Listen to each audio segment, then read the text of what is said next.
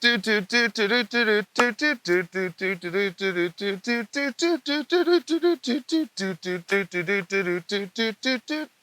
Sparks, this is the 2023 Volvo C40 Recharge, and it is Volvo's very first fully electric vehicle. It's electric!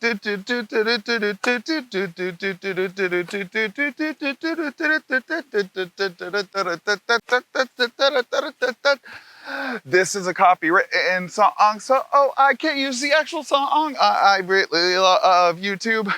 My name is Chris, and you're watching Sparkplug TV, where I do car reviews for literally everybody, not just car enthusiasts. Call to action time. Please like this video, comment down below, subscribe to my YouTube channel, and smash that bell icon so that you get updates whenever I drop a new video, which is every Friday. Huge shout out to Johnson Volvo Cars Durham for letting me borrow today's C40. Located 5 minutes from South Point Mall off of I-40, Johnson Volvo Cars Durham is the #1 volume Volvo dealership in North Carolina. And they have an absolutely gorgeous modern showroom and an incomparable team to help you find your next Volvo. So I was looking at my playlists the other day and I noticed that my most reviewed cars so far are electric vehicles and luxury SUVs. And if this video is boring you so far, you can go ahead and check out some of those videos up here. My point being is that I've driven a lot of electric vehicles. And to be honest, more than I'd probably like to, but beggars can't be choosers. And at this point, I know what makes a good one and what makes a not so good one. That being said, this is a good one. Like everything, it does have its pros and cons, but the 2023 Volvo C40 Recharge is the Swedes' answer to the Model Y and the Mach-E. I'm actually a quarter Swedish, so I'll try not to be biased in this video. I also love Tuve Lu, and she's Swedish. She actually liked a TikTok of mine once.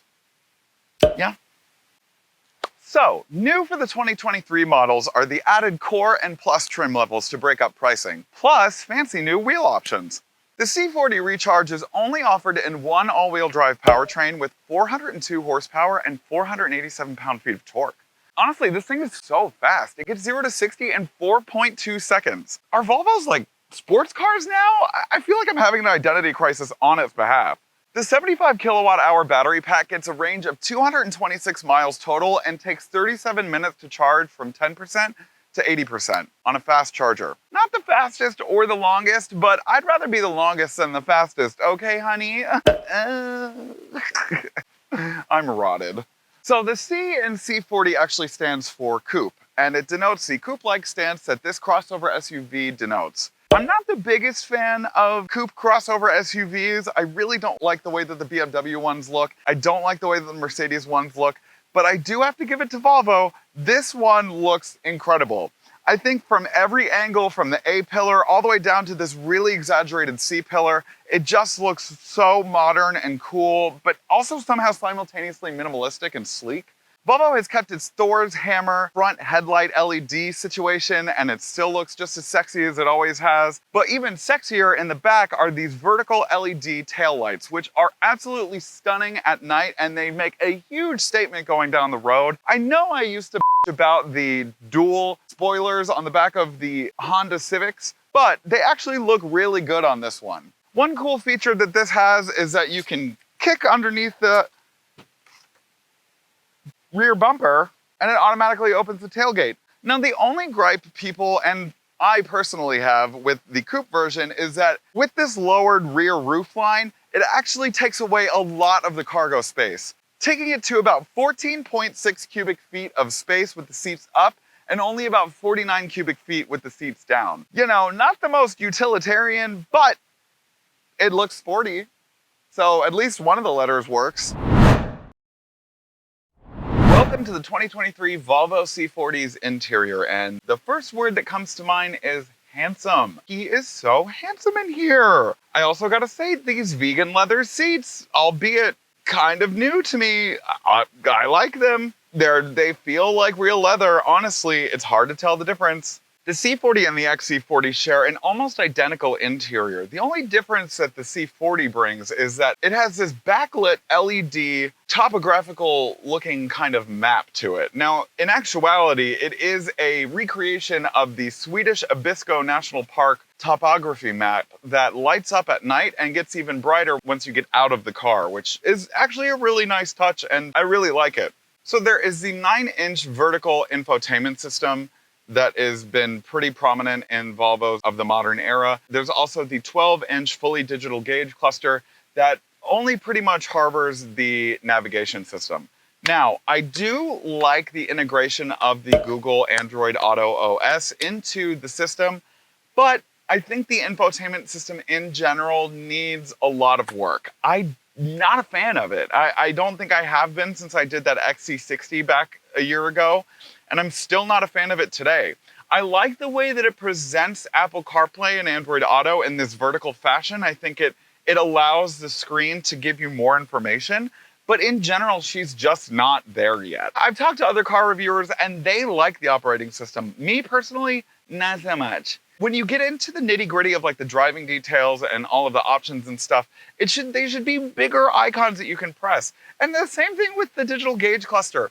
It's not customizable like whatsoever. I don't get it. It's like, don't get me wrong, it's pretty to look at and it's decent in practice, but I don't know, it could be better.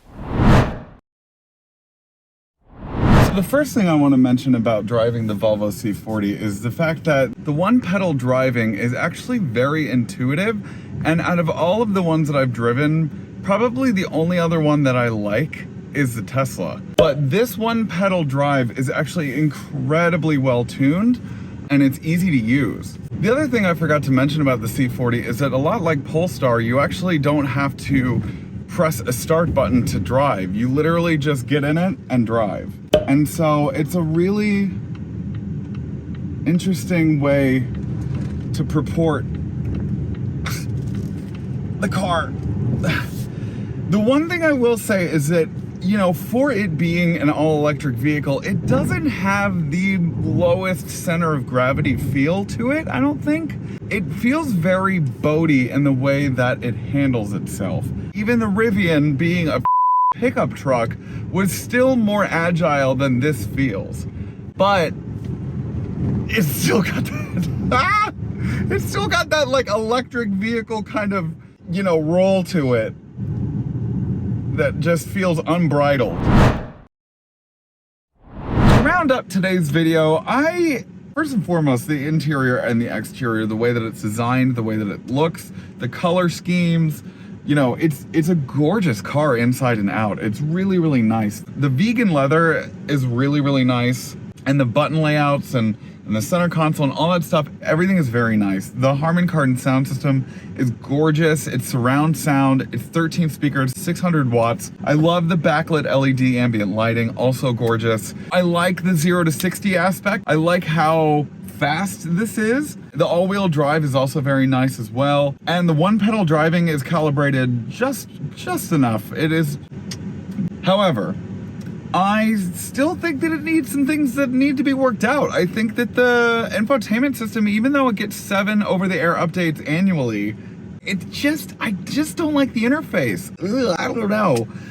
Additionally, the gauge cluster, albeit is very crystal clear and great looking, doesn't have a whole lot of configurability, and I need just a little bit more configurability. I mean, all that you have is the maps. I mean, there's so much that you can do with an EV, you know, in terms of configurability. Why not give it more options, you know? I do like the layout of Apple CarPlay and Android Auto, I will give it that. Some other things that could be worked on are the suspension. Maybe it could be given some active dampers, you know, maybe it just needs a stiffer suspension. I mean, if you're touting this as the fastest Volvo that you make, why not give it those features, and especially at this price point? Speaking of pricing, if it is the younger brother of the XC40, the XC40 starts at $37,000. This starts at like 56, 57. I would want the XC40, especially for the fact that the XC40 has more cargo space. This has barely any cargo space. But I think in general, it's a great start. I do like the car. I just think that it needs a bigger battery, a little bit better suspension, but everything else about it is great. Well, I don't know why I always film these videos during my lunchtime, because I'm starving and I would really like to go get some lunch. So, thanks again to Johnson Volvo Cars Durham. Thank you to my Sparks, my little Sparkies. Thank you to everyone that watches my videos. I'm gonna go get some lunch. Bye. Hey Sparks. Thanks for watching today's video. If you want more Sparkplug TV content, click right here. Right here. You got two options. Choose one, or both.